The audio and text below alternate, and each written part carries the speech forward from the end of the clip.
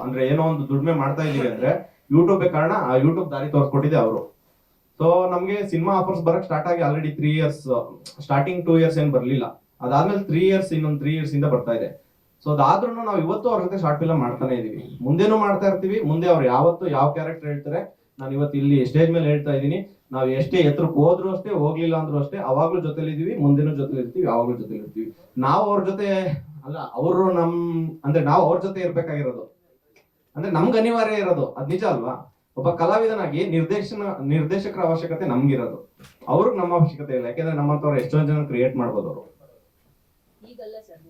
ಮುಂದೇನೂ ಅಷ್ಟೇ ಮೇಡಮ್. ಅಂದ್ರೆ ಇವಾಗ್ಲೂ ನಮ್ಗೆ ಆಫರ್ಸ್ ಗಳು ಬರ್ತಾ ಇದೆ, ಸಿನಿಮಾ ಮಾಡ್ತಾ ಇದೀವಿ, ಬಟ್ ಇವಾಗ್ಲೂ ನಾವು ಜೊತೆ ಶಾರ್ಟ್ ಫಿಲ್ಮ್ ಮಾಡ್ತಾ ಇದೀವಿ. ಎಲ್ಲಾರ ಜೊತೆಗಿದ್ದೀವಿ. ಹೌದೌದು, ಅಲ್ಲಲ್ಲ, ಖಂಡಿತ ಹೌದು, ಖಂಡಿತ. ಅಯ್ಯೋ ಖಂಡಿತ ಹೌದು. Thank you.